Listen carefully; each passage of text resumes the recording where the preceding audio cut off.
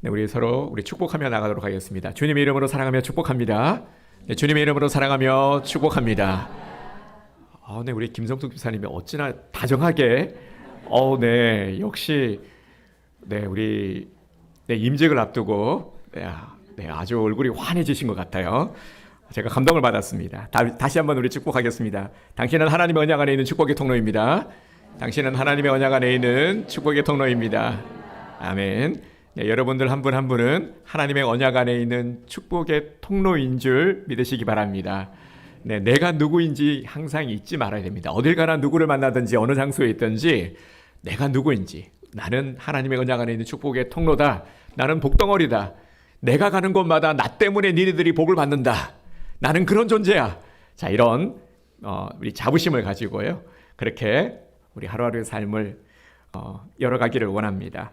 자, 오늘도 주님 주시는 말씀의 귀를 기울이고 또 사모하는 마음으로 말씀을 듣기 원합니다. 여러분, 선택이 운명을 좌우한다라는 말 들어보셨죠? 이런 말 참 많이 들어보지 않았습니까? 우리가 살다 보면 정말 선택이 평생의 운명을 좌우하기도 합니다. 미국의 22대 대통령 클리브랜드 대통령의 친구 이야기입니다. 미국의 한 교도소에 수감된 사형수가 있었습니다. 하루는 이 사형수가 신문 한 장을 손에 쥐고 이 헤드라인 기사를 보자마자 하염없이 눈물을 흘리는 겁니다.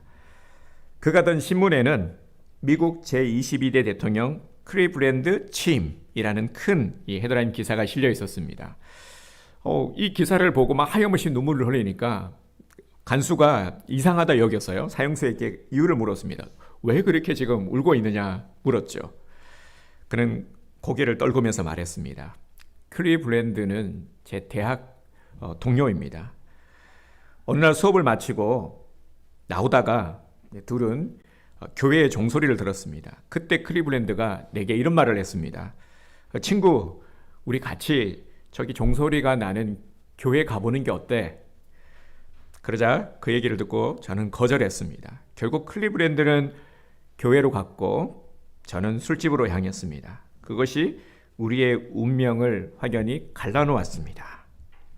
네, 교회 종소리를 받아들인 사람은 미국의 대통령이 되었고 세상의 소리를 받아들인 사람은 사형수가 된 것이죠. 이처럼 사람은 어떤 선택을 하느냐에 따라 운명이 달라지기도 합니다. 여러분, 운명이 무엇이라 생각하십니까? 운명, 우리가 알고 있는 운명은 어떤 힘에 의해서 이미 내 삶이 정해져 있는 상태를 의미하는 것이죠. 그러니까 나도 모르는 사이에 내 인생이 이미 결정되어 있는 것, 운명적인 존재인 것이죠. 대부분의 종교는 운명론을 믿습니다. 그러다 보니까 이런 말을 하시는 분들도 더러 계십니다. 이미 내 운명은 정해져 있는 것 같아요. 내가 가난하게 사는 것도 어쩔 수 없는 거죠. 나는 가난하게 살도록 정해져 있으니까, 가난한 거니까 어쩔 수 없는 거죠. 태어날 때부터 각자 타고나는 운명은 정해져 있는 것 아니에요. 이런 말씀들을 하시는 것을 들을 수 있습니다. 우리 성도님들 어떻습니까? 좀 그런 것도 같아. 또 혹시나 이런 생각을 하시는 분들이 계실지 모르겠습니다. 근데 실제로 보면은 우리 주변에 대부분의 사람들이 이런 생각을 가지고 있죠. 왜냐하면 그게 속 편하거든요. 내가 이렇게 고생하는 것 다 팔자지 근데 그렇게 결론을 내리고 체념해 버리면 마음이 편하다 느끼기 때문입니다. 여러분들은 어떻습니까? 과연 나의 운명은 정해져 있는 걸까요? 정말 인간은 타고난 운명대로 살아갈 수밖에 없는 걸까요? 오늘 본문에도 보면 타고난 운명처럼 어쩔 수 없는 형편과 처지에 묶여서 살고 있는 한 사람이 나옵니다. 예수님께서는 유대 명절이 되어서 예루살렘으로 올라가십니다. 복음서에 보면은 이렇게 예수님이 그 명절 맞아 예루살렘으로 가는 장면을 보게 되죠. 예수님 당시에도 유대인들은 구약시대 때부터 지켜온 이 3대 명절인 유월절, 칠칠절, 이 초막절을 지켰습니다. 이때 절기는 오늘날 이 명절과도 같은 것이죠. 그런데 이 특징이 뭐냐면 이 명절이 되면 예루살렘으로 간 것입니다. 명절을 지키러 예루살렘으로 갔죠. 예루살렘에 계신 예수님께서는 유대인이라면 절대 가지 않는 곳, 많은 병자들로 인해서 부정해질 수밖에 없는 베데스다 못으로 가십니다.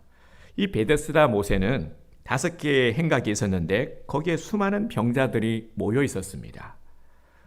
왜 이 병자들이 이곳에 모여 있었던 걸까요? 이 병자들이 이곳을 떠나지 못하는 이유는 바로 전설 때문입니다. 어떤 전설이냐면은 가끔 이 베데스다 못에 천사가 내려와서 물을 움직이게 하는데 제일 먼저 들어간 사람은 어떤 병에 걸렸든지 병이 낫는다 하는 이 전설입니다. 그러니까 그게 뭐 언제인지도 모르는 그저 막연한 시간인 것이죠. 그럼에도 몸이 아픈 사람들이 모여든 이유는 갈급함 때문입니다. 어떻게든 그 한 줄기의 그 희망의 빗줄기라도 잡으려고 하는 그 심정 때문에 전설이라 할지라도 믿으려고 하는 거죠. 이 베데스다 못에 있는 수십 명의 병자들 중 오늘 본문에 소개된 38년 된 환자도 있었습니다. 아마도 이게 38년이니까요. 성경에서 이 38년을 굳이 말씀하고 있는 것도 그만큼 오래되었다라는 거죠. 가장 오래된 사람이었을 겁니다. 이 사람은 스스로 일어설 수 없는 중증 환자였기 때문에 누워 있을 수밖에 없었습니다. 그러니까 누군가가 데려다 주지 않으면 올 수도 없는 것이죠. 한 발자국도 걸을 수가 없기 때문에. 그런데 이 베데스다 못에서 무엇을 했겠습니까? 계속 물을 응시하면서 언제 움직일지도 모르는 그 기약 없는 시간들을 기다리면서 그렇게 시간을 보내고 있었던 것이죠. 이때 예수님이 이 사람을 찾아왔습니다. 6절 말씀 보겠습니다. 예수께서 그 누운 것을 보시고 병이 벌써 오래된 줄 아시고 이르시되 네가 낫고자 하느냐. 아멘. 이 예수님의 질문이 어떻게 들렸을까요? 38년이나 질병으로 고통받고 있는 자에게 네가 낫고자 하느냐? 이 질문은 사실 하나만한 질문 아닙니까? 너무나 당연한 질문이기 때문에 거기에 있는 병자 중에 낫고자 하는 마음이 없는 사람이 누가 있겠습니까? 다 낫고 싶어서 그곳에 있는 것 아니겠습니까? 더구나 38년 동안 질병으로 고통을 당했다면 그 어떤 사람보다도 낫고자 하는 열망이 더 간절했을 겁니다.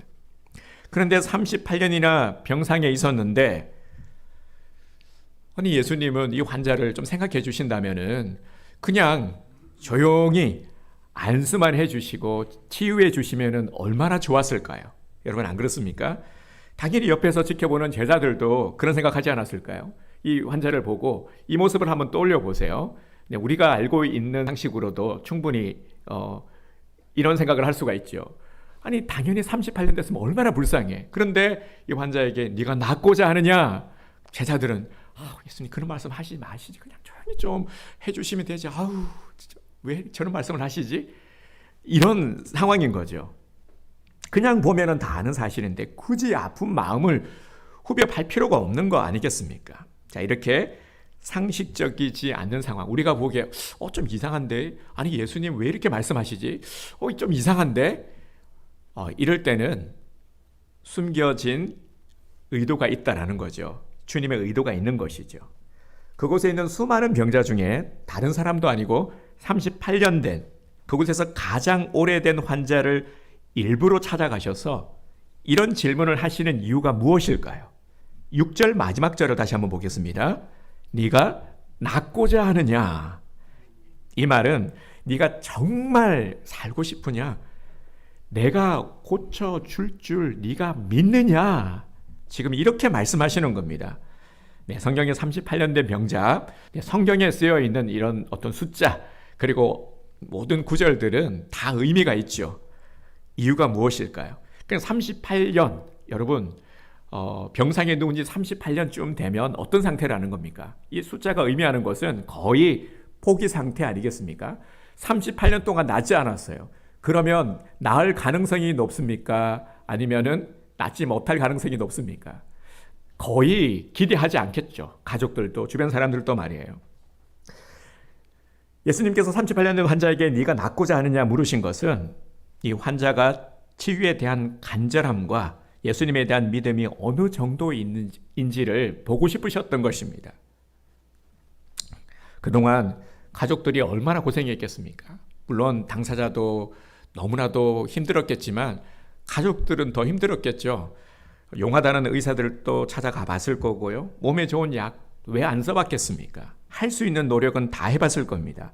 그렇게 시간이 흘러 38년이 되었습니다.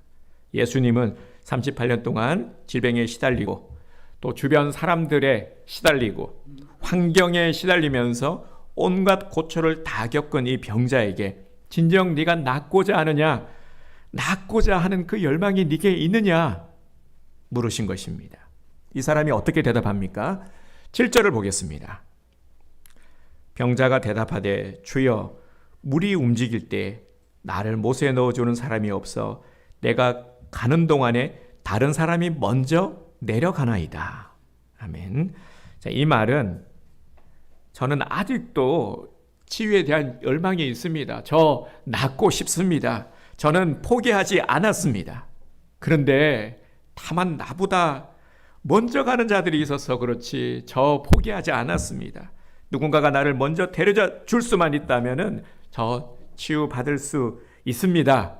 네, 이런 마음을 표현한 것이죠. 그러니까 이 사람은 38년 된 병자의 고백이라 정말 믿기 어려울 만큼 낫고자 하는 의지가 있음을 분명히 표현한 것이죠.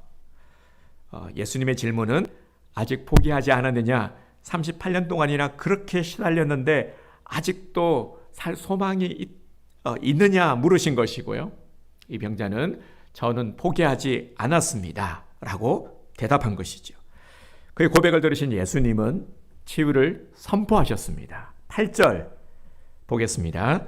예수께서 이르시되 일어나 네 자리를 들고 걸어가라 하시니. 아멘. 이 사람의 몸에 갑자기 어떤 현상이 생기더니 허리와 다리에 힘이 생긴 것입니다. 그러니까 벌떡 일어나서 발을 움직이기 시작합니다. 여러분, 이 장면을 지켜보는 주변 사람들이 어떠했을까요? 엄청난 충격을 받았겠죠. 모두가 당연히 놀랄 수밖에 없습니다. 이 사람은 38년 동안 한 번도 일어나기는커녕 허리와 다리에 힘이 없으니까 앉지도 못하는 사람이 벌떡 일어난 겁니다. 그러니까 얼마나 놀랐겠습니까? 여러분, 이 사람이 어떻게 된 것일까요? 어떻게 이렇게 걸을 수 있는 것일까요? 우리는 이 부분을 주목해 보기 원합니다. 예수님이 안수를 하시고 일으켰나요? 아니면 혼자 일어났나요? 네, 이를 지켜본 사람들은, 그리고 말씀을 듣고 있는 우리들은 전적으로 주님이 치유하신 것을 분명히 알게 됩니다. 이건 다른 어떤 현상, 다른 어떤 원인이 아니라 전적으로 주님께서 치유하신 것이죠. 일어나 네 자리를 들고 걸어가라. 일어나라라는 이 주님의 명령을 듣고 믿음으로 움직였더니 일어날 수 있었던 것입니다.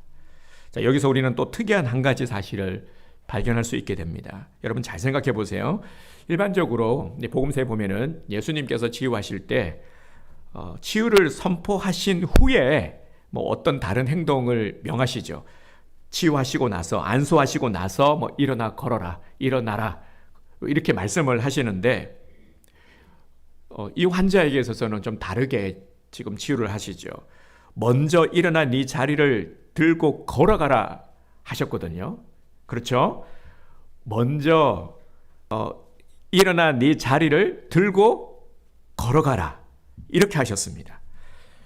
의문을 가지게 되는 것이 38년을 누워있던 사람이 일어났다는 거, 그냥 앉기만 해도 이거는 엄청난 일인데 걸었단 말이죠. 이상한 점이 있죠. 8절에 보면은 예수님께서 뭐라고 말씀하셨습니까? 네 자리를 들고 걸어가라 하셨단 말이죠. 그냥 걸어가는 것도 엄청나게 대단한 일인데, 그런데 자리를 들고 가라 말씀하신 게 왜 그렇게 하셨을까? 이런 것들이 좀 특이한 점이죠. 굳이 누웠던 자리를 들고 가라 하신 이유가 무엇일까요? 자, 9절을 보겠습니다. 그 사람이 곧 나아서 자리를 들고 걸어가니라. 아멘. 정말 이 사람은 나아서 자리를 들고 걸어갔습니다. 예수님께서 자기 자리를 들고 걸어가라 했더니 정말 들고 걸어간 거죠. 이 사람을 치유하신 후에 들고 가라 해도 됩니다. 그런데 왜 굳이 침상을 갖고 가게 했을까? 당시의 상황을 우리가 알 필요가 있는데요. 침상을 가지고 가는 것은 이건 엄청난 문제를 야기할 수가 있는 겁니다. 9절 마지막 말씀을 보겠습니다. 우리 9절 말씀을 읽고 나서 이게 원래 단락포시 되어 있고 이날은 안식일이니 되어 있죠, 그죠? 이날은 안식일이라는 것을 밝히고 있죠. 네, 이게 단서가 되는 거죠. 그러니까 침상을 들고 가라 예수님께서 말씀하셨는데 안식일이고 안식일에는 침상을 들고 가는 것 이게 엄청난 문제가 될 수 있는 겁니다. 당시의 상황을 우리가 좀 알 필요가 있는데요. 유대인들은 안식일 날 어떤 노동도 하지 않습니다. 제가 이전에도 한번 말씀을 드린 적이 있는데 신학대학원 졸업여행으로 이스라엘 성지순례를 갔습니다. 성지순례를 갔는데 호텔에 엘리베이터가 하나, 둘, 세 개 이렇게 있었는데 가운데에 엘리베이터를 탔어요. 근데 누르려고 보니까 버튼이 안 눌러지는 겁니다. 고장났나 했는데 엘리베이터가 저절로 문이 닫히더니 위로 올라가는 겁니다. 어떻게 된 거지? 이제 1층에서 올라가서 2층에도 저절로 문이 열리는 겁니다. 좀 신기하네. 저절로 문이 열리네. 누른 사람도 없는데. 그리고 3층 갔는데 3층도 열리는 거예요. 이제 제법 위층이었는데 계속 모든 층이 다 쓰는 겁니다. 그게 이상하다. 이게 고장난 게 틀림이 없다. 해서 그러고 있는데 이제 그 가이드분이 다음날 설명을 해주시는 거예요. 신기한 거 혹시 못 발견하셨습니까? 하면서 제가 얘기를 했죠. 엘리베이터가 고장난 것 같아요. 막 그랬더니 고장난 게 아니고 유대인들은 그날이 이제 토요일이었던 것 같아요. 그러니까 안식일 날은 노동을 하지 않기 때문에 이 버튼을 누르는 것도 노동이라고 여기는 거죠. 그래서 그 수고를 하지 않으려고 자동으로 해놓은 겁니다. 그래서 유대인들은 가운데 엘리베이터만 타는 거예요. 이 버튼 누르면 안 되기 때문에. 자, 이런 웃지 못할 일이 아직도 일어나고 있는 겁니다. 그만큼 유대인들이 이런 부분들에 있어서 이 율법을 철저하게 지켰다라는 겁니다. 그래서 지금 이 상황이 문제가 되는 겁니다. 38년 된 환자가 침상을 들고 가면 어떻게 되겠습니까? 안식이기 때문에 당시 유대 지도자들 눈에는 이것을 안식일을 범한 것으로 간주할 수가 있는 거죠. 누가 지시한 겁니까? 지시를 한 예수님도 문제가 되고 치유받은 병자도 문제가 되는 겁니다. 그러니 예수님은 굳이 하지 않아도 될 일을 왜 만들어서 지금 문제를 일으키고 있는 것일까요? 자, 예수님이 이렇게 하신 데는 이유가 있기 때문입니다. 본문에서 네 자리를 들고 자리라는 것이 크라바톤이라는 그 단어인데요. 이 접고 펼 수 있는 야전용 침상 이런 걸 떠올리면 됩니다. 그러니까 간이 침대 같은 것을 떠올리면 됩니다. 작은 담요 같은 것을 덮은 침상 말이죠. 자, 여기서 침상이나 자리 이것이 의미하는 바가 무엇일까요? 자, 38년 된 중풍변자는 38년 동안 그 자리에서 지냈습니다. 누워서 꼼짝달싹할 수 없었죠. 다른 사람의 도움이 아니고서는 한 발자국도 움직일 수 없습니다. 사람들이 그를 옮길 때도 분명 그 자리를 이용했을 것입니다. 이 자리는 중풍병자의 눈물과 한숨과 고통과 슬픔이 배어 있는 자리입니다. 주님께서 이 자리를 들고 가라 말씀하신 이유는 바로 그의 삶을 바꾸어 주시려는 겁니다. 네가 지금껏 자리에 매여 살았다면은 이제는 그 자리를 들고 부리는 존재로 살아가라 하는 메시지인 것이죠. 이런 메시지가 담겨 있습니다. 지금껏 네가 운명에 매여서 운명적 존재로 살았다면은 이제는 운명에서 벗어나 자유인으로 살라라는 겁니다. 이제는 거기에 매이지 마. 그 자리에 매이지 마. 운명을 넘어선 사명으로 사는 사명적 존재로 살아라 하는 이러한 음성인 것이죠. 치유받은 이 38년 된 병자는 집에 돌아와 자기 침상을 보면서 무슨 생각을 했을까요? 늘 주님의 은혜를 생각하며 살지 않았겠습니까? 주님이 아니었더라면, 주님을 내가 만나지 못했더라면 나는 저기에 누워서, 아직도 저기에 누워서, 그리고 저기에 누워서 생을 마감할 수밖에 없었을 거야. 예수님이 아니었더라면 나는 이렇게 일어날 수 없었을 거야. 그는 예수님의 당부대로 하나님께 영광을 돌리는 그러한 삶을 살았을 겁니다. 얼마나 감사하고 얼마나 좋았겠습니까? 자신에게 주어진 새로운 인생을 하나님의 영광을 위해서, 그리고 만나는 이들에게 간증하지 않았겠습니까? 내가 예수님을 만나서 이렇게 나음을 입었다. 알고 있지? 너도 봤지? 자, 오늘 우리에게 주시는 하나님의 음성은 무엇입니까? 운명의 매인 자처럼 살지 말라라는 것입니다. 우리 찬양의 가사처럼 해방되었네, 해방되었네, 죄와 사망의 올무에서. 네, 이 찬양 아시죠? 네, 운명의 사슬에서 해방된 자. 우리는 어떤 자입니까? 운명의 사슬에서 해방된 자이죠. 왜냐하면 우리는 인간의 운명이 아니라 하나님의 섭리를 믿는 자들이기 때문입니다. 그렇게 운명을 넘어서요, 섭리 안에서 사는 이 사명을 가진 신앙인으로 살아라 하는 것이죠. 이것을 오늘 우리들에게 주님께서는 말씀하고 있습니다. 사랑하는 성도 여러분, 오늘 이 38년 된 이 중풍병자를 보면서 어떤 생각이 드십니까? 나는 어떻습니까? 내 모습은 혹 나도 운명에 매여 살고 있지는 않습니까? 정말 안타까운 일은 예수님을 믿으면서도요, 교회를 다니시면서도 이렇게 운명에 매여 사시는 분들이 정말 많습니다. 어떤 분이 제게 이런 얘기를 했습니다. 저는요, 그동안 너무 그냥 정신없이 생각 없이 산 것 같아요. 어느 날 보니까 내가 시집 갔고, 어느 날 보니까 애를 낳았고, 어느 날 보니까 뭐 이렇게 그냥 늙어버렸어요. 이렇게 말씀하시는 분이 계세요. 참 슬픈 일이죠. 네. 뭐가 슬프냐면 늙어서 슬픈 게 아니고요, 의미를 발견하지 못했다라는 것. 그러니까 무의미한 삶을 산 것이 슬픈 것이죠. 우리는 내 인생이 무엇이고 내가 누구인지를 정확하게 발견하는 순간 삶의 의미를 발견하게 됩니다. 사람들은 자신의 운명을 바꿀 수 없기 때문에 뭐라고 말합니까? 무슨 탓이라고 합니까? 팔자 탓이라고 하죠. 네, 팔자 탓이라고 합니다. 팔자라는 단어, 네, 우리 성도님들이 가끔씩 쓰는 말이기도 하죠. 제가 들었는데 네, 그냥 내 운명은 정해져 있기 때문에 바꿀 수가 없으니까 뭐 그러려니 그냥 팔자거니 그렇게 생각하는 거죠. 제가 재미난 얘기를 하나 해드리겠습니다. 하루는요, 학교에서 국어 선생님이 아무 말도 없이 칠판에다가 8팔자를 이렇게 딱 글자를 쓰셨습니다. 학생들이 물은 거예요. 이게 무슨 글자인가요? 무슨 글자인가요? 라고 이제 선생님이 학생들에게 물었죠. 그러자 한 학생이 이렇게 대답을 하는 겁니다. 선생님, 그거 8팔자네요. 그래서 선생님은 이 팔자의 그 앞에 획을 길게 늘어뜨렸습니다. 쭉 늘어뜨렸어요. 선생님, 이 팔자가 나쁩니다.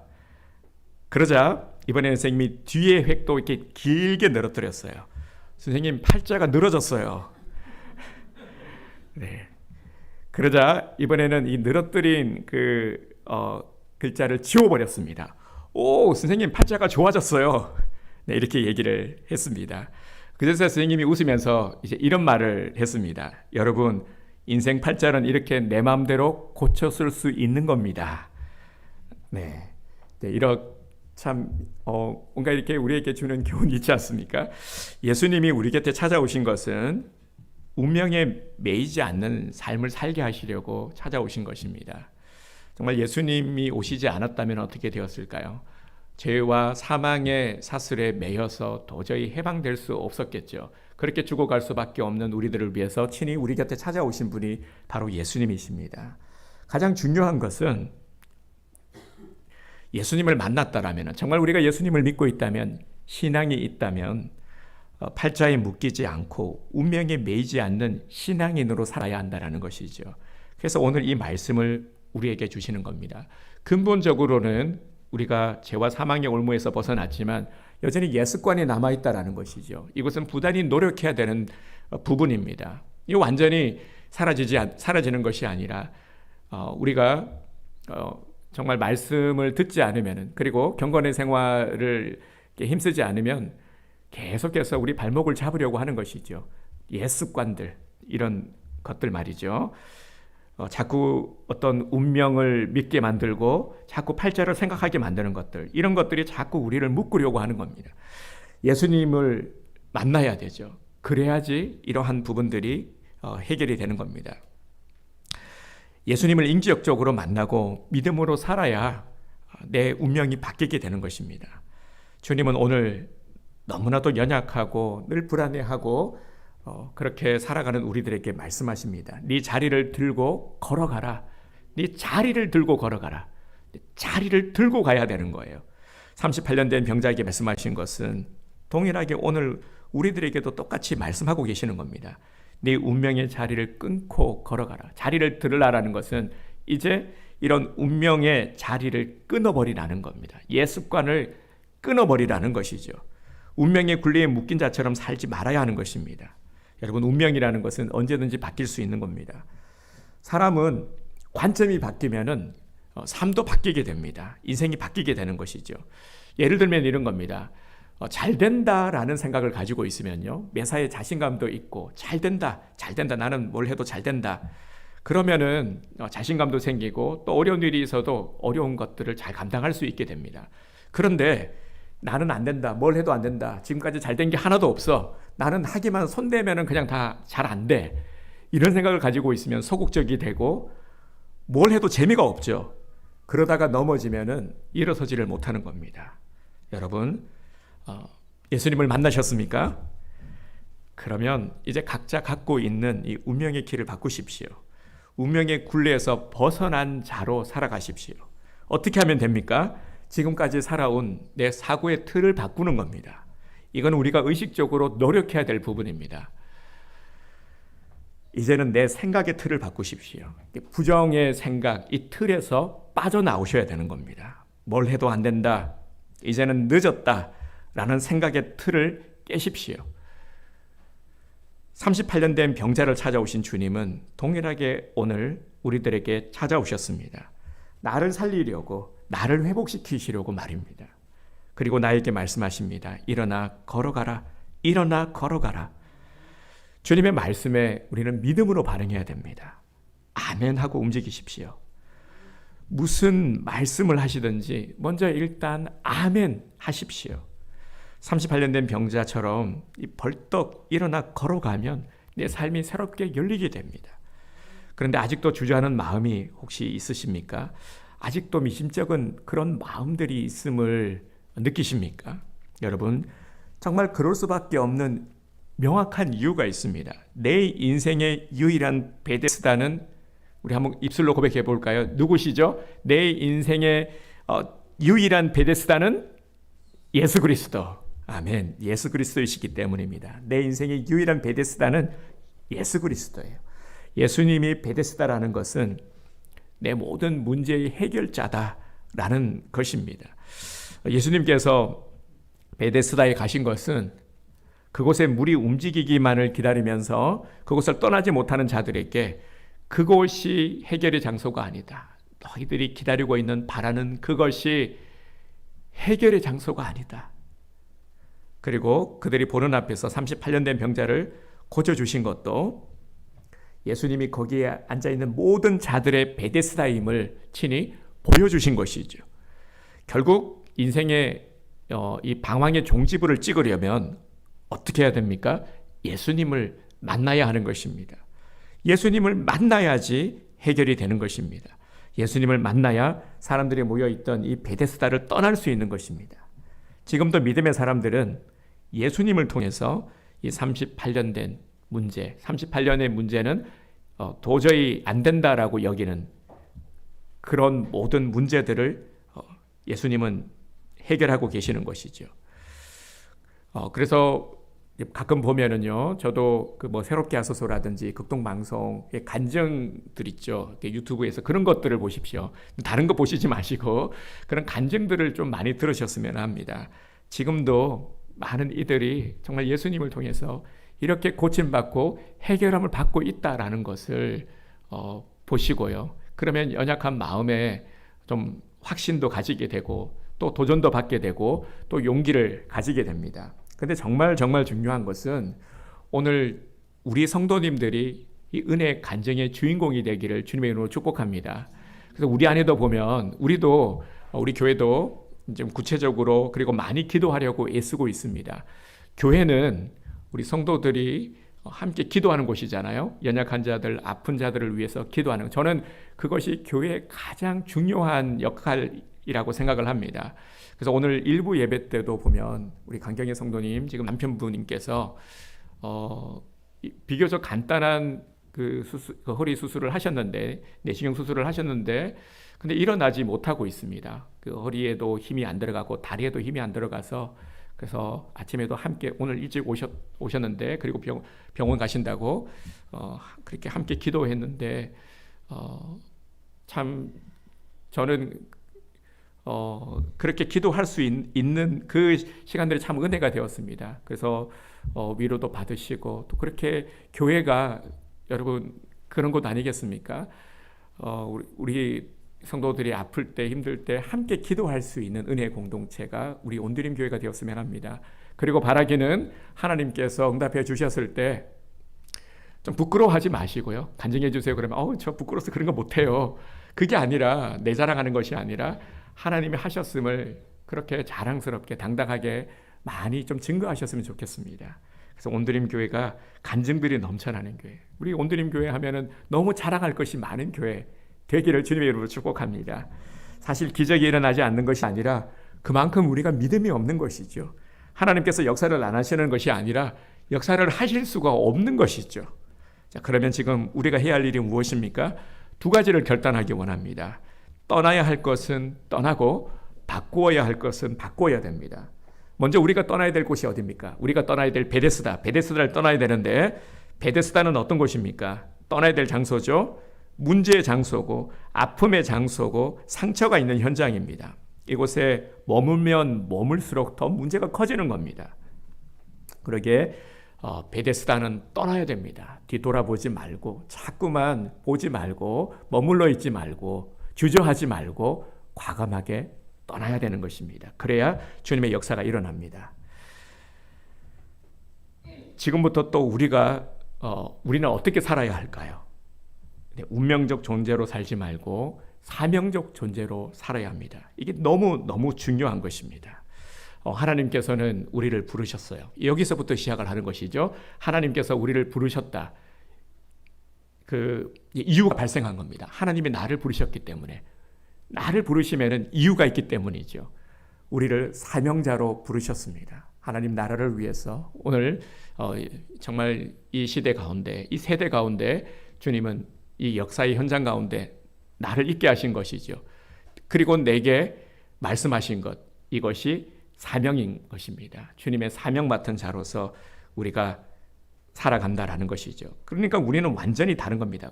운명적인 존재가 아니라 사명적인 존재인 것이죠. 그렇기에 운명적 삶의 종지부를 완전히 찍어버려야 되는 것입니다. 사명이란 내가 살아야 하는 이유를 발견하는 것이죠. 그래서 다시금 이 마음을 놓치지 않고, 놓쳤다면 회복해야 되는 것입니다. 주님의 부르심, 그리고 내가 해야 될 일을 알려면 주님의 음성을 들어야 되고, 이것을 깨닫고, 그리고 사명을 감당해 나갈 때, 움직일 때, 순종할 때, 그때 하나님의 역사를 우리가 경험하게 되는 것입니다. 내 삶의 진짜 이유를 발견하게 되는 것이죠. 주님은 오늘 우리들에게 물으십니다. 주저하고 있고, 여전히 머뭇거리고 있고, 여전히 아파하고 있고, 여전히 두려워하고 있고, 여전히 근심과 걱정이 많은 우리들에게 주님은 물으십니다. 네가 낫고자 하느냐? 네가 정말 낫고자 하느냐? 우리 모두는 운명적인 존재가 아니라 하나님께서 이 땅에 보내신 사명적 존재라는 것을 여러분 절대 잊지 마시기 바랍니다. 네, 운명이라는 이름으로 스스로 한계를 짓지 마시기 바랍니다. 나는 안 돼. 나는 할 수 없어. 나는 원래 안 되는 거야. 이렇게 절대 한계를 정하지 마시기 바랍니다. 스데반 집사님은 자신을 둘러싼 어려움과 심지어 죽음 앞에서도 두려워하지 않았죠. 어떻게 그럴 수 있었습니까? 사명이 있었기 때문이죠. 우리 많은 믿음의 우리 선조들이 그러했습니다. 우리나라도 보면은 많은 아픔을 겪었죠. 일제치하의 아픔과 6.25 이런 아픔 속에서 가장 먼저 핍박을 받은 곳이 교회고 성도들이었습니다. 하지만 그럼에도 불구하고 믿음을 지킬 수 있었던 것은 사명이 있었기 때문이죠. 우리가 살아가면서 감정이 상하기도 하고요. 때로 지치기도 하고 때로는 좌절하기도 하지만 그 순간 우리에게 말씀하시는 주님의 음성에 귀를 기울이시기 바랍니다. 일어나라, 일어나라. 너는 사명자다. 진정 이 시대와 세대와 역사 속에서 우리에게 맡겨진 고유한 분기세 역할을 잘 감당하는 사명자로 사시게 되기를 주님의 이름으로 축복합니다.